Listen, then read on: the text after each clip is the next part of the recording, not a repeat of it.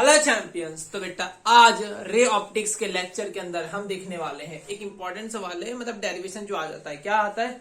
Concave और convex mirror के लिए डेरिवेशन ये आता है कि प्रूव करिए R is equal to 2F, है ना। कॉन्केव और कॉन्वेक्स मिरर के लिए प्रूव करिए R is equal to 2F। और ये जो क्वेश्चन है ना बेटा 2 मार्क्स 3 मार्क्स में, मतलब है ना रेगुलर पूछाने वाला क्वेश्चन है ना, रेगुलर आने वाला क्वेश्चन है। चलिए इसे प्रूव करते हैं। इसका डेरिवेशन देखते हैं। बहुत आसान तरीके से मैंने इसका डेरिवेशन कर रखा है। एनसीईआरटी के अंदर थोड़ा लंबा छाप रखा है बेटा, लेकिन मैंने इसका बहुत आसान तरीके से डेरिवेशन कर रखा है। तो ये फटाफट देख लेते हैं, कर लेते हैं फटाफट। चलो ये मेरा एक मिरर है। अच्छा ये कौन सा मिरर है? कौन सा मिरर है? मैंने यहाँ पे लिया है कॉन्केव मिरर। कौन सा मिरर लिया है? Concave mirror. मिरर ऐसे एकदम पतला लेना, एकदम पतला लेना, मतलब इसका अपर्चर एकदम पतला होना चाहिए, ऐसे है ना। बहुत ऐसा मत ले लेना, ऐसा नहीं, इसके लिए एप्लीकेबल नहीं है। R is equal to 2F लिखा जाता है। क्या सबके लिए एप्लीकेबल है? सबके लिए एप्लीकेबल नहीं, सबके लिए सच नहीं है, ये बात गलत है। सबके लिए नहीं है, किस कंडीशन पे ही एप्लीकेबल है, कुछ कंडीशन पे ही ये सही है। चलो ये तुम्हारा हो गया कॉन्केव मिरर। इसमें से पास होने वाली लाइन प्रिंसिपल एक्सिस।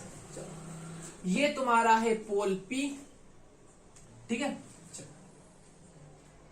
ये तुम्हारा है F और इतना ही डिस्टेंस होता है यहां से C के लिए। आपने क्लास 10th में भी पढ़ रखा था कि ये डिस्टेंस कहा जाता है R यहां से, और ये डिस्टेंस को कहा जाता है फोकल लेंथ F। आप क्लास 10th में लिखते थे R is equal to 2F। बात ठीक थी बेटा, क्लास 10 तक ये ठीक था, लेकिन सच क्या है? सच ये हर जगह पे ये एप्लीकेबल नहीं है, हर जगह पे ये सच नहीं है। चलो फोकस को डिफाइन कैसे किया था? फोकस को कभी ऐसे डिफाइन हुआ ही नहीं था। ये F को क्या डिफाइन किया था? कभी ऐसे डिफाइन किया था कि R/2 जो होता है उसे हम F कहते हैं और F जो बनता है वो फोकस होता है। कभी हमने ऐसे डिफाइन ही नहीं किया फोकस को। हमने फोकस को डिफाइन कैसे किया था? अगर पैरेलल रे आती है, इस पे पैरेलल रे इंसिडेंट करो, ऐसे पैरेलल रे को भेजोगे तो पैरेलल रे जब आती है तो जिस पॉइंट में से पास होती है, अगर पैरेलल रे आती है तो जिस पॉइंट में से पास होती है बेटा, उस पॉइंट को हमने क्या कह रखा था? फोकस। याद आया? इस पॉइंट को हम फोकस कहते हैं। इतनी बातें क्लियर है? चलो दूसरी चीज याद रखो कि ये तुम्हारा अगर कोई भी कर्व सरफेस है। कैसी सरफेस बेटा? Curve surface. कर्व सरफेस पे अगर मुझे इस पॉइंट पे नॉर्मल बनाना है ना, इस पॉइंट पे मुझे अगर नॉर्मल बनाना है, यहाँ पे मैं नॉर्मल बनाना चाहता हूं, तो नॉर्मल अगर बनाऊंगा तो वो कहां से पास करेगा? सेंटर में से पास करेगा। यहाँ पे नॉर्मल बनाऊंगा तो वो नॉर्मल कहां से पास करेगा? सेंटर में से पास करेगा। यहाँ नॉर्मल बनाऊंगा तो ये भी कहां से पास करेगा? सेंटर में। किसी भी जगह पे नॉर्मल बनाऊंगा कर्व सरफेस पे तो वो कहां से पास करता है बेटा? सेंटर से पास करता है। और इसी को कहा जाता है सेंटर ऑफ कर्वेचर C। इसे क्या कहा जाता है? Centre of curvature C। तो ये नॉर्मल कहां से पास करेगा? इसमें से पास करेगा। यहां से मैं एक नॉर्मल बना रहा हूं, ध्यान से देखिएगा। ये रहा आपका नॉर्मल, ये रहा नॉर्मल। ये आपका incident angle, angle of incident. Light ऐसे आई, लाइट रे ऐसे आई और ऐसे टकरा के चली गई। ये आपका रिफ्लेक्टेड एंगल ऑफ रिफ्लेक्शन। कोई दिक्कत?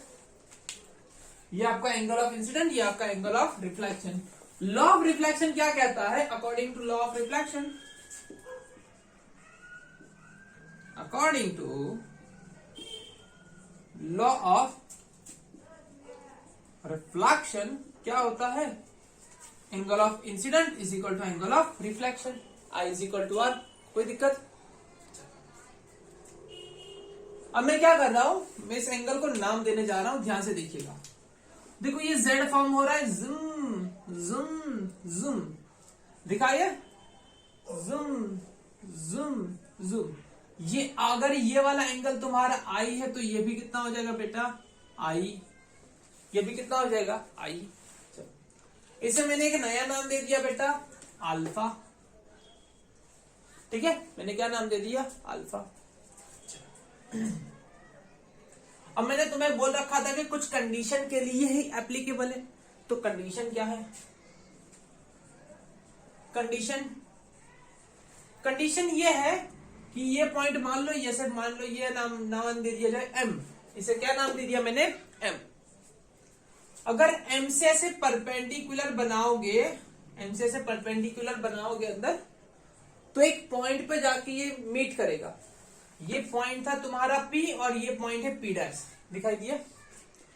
और पी और पी डैश के बीच का जो डिस्टेंस होता है टेंस टू 0 के आसपास होना चाहिए। कितना होना चाहिए? टेंस टू 0, मतलब इक्वल टू 0 नहीं कह सकते, टेंस टू 0।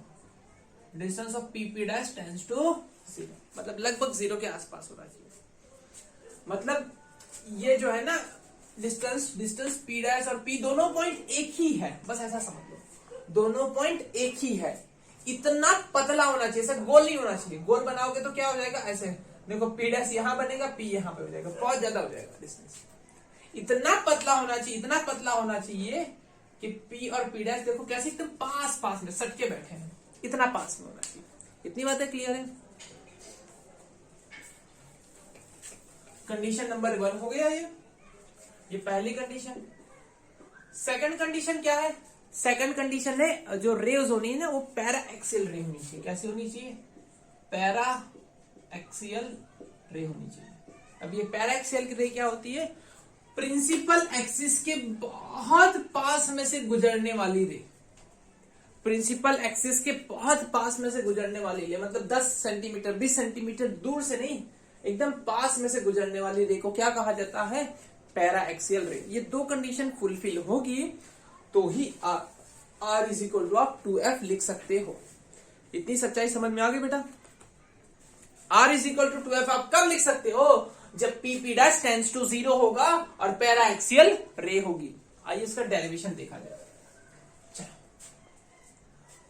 यहां पे आपको दिखाई दे रहा है कुछ ए, ये सी एफ पी डैश में इसे पी ले लेता हूं, चलो सी एफ पी एम, ऐसा कुछ दिखाई दे रहा है।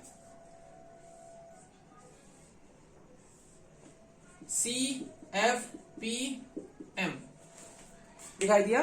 चलो ये एंगल तुम्हारा है आई, ये एंगल तुम्हारा है, मतलब ये भी आर है ना, तो आर के किसके बराबर है? आई के बराबर है। इसको भी मैं आई लिख सकता हूं और ये तुम्हारा हो गया अल्फा, ये आर लिख दो, चलो आर लिख दो। अल्फा किसके बराबर होगा? अल्फा के बराबर मैं क्या लिख सकता हूं? Alpha is equal to I plus R. Triangle का रूल क्या था बेटा? ट्राइंगल में जो बाहर का एंगल होता है, ये ट्राइंगल बना ना, ये देखो ये वाला ट्राइंगल ऐसे, देखो रेड कलर से दिखा रहा हूं, ये वाला ट्राइंगल ऐसे, ये वाला ट्राइंगल देखा? ये ट्राइंगल, ट्राइंगल के बाहर वाला एंगल जो होता है ना, अंदर के दो एंगल के एडिशन के बराबर होता है।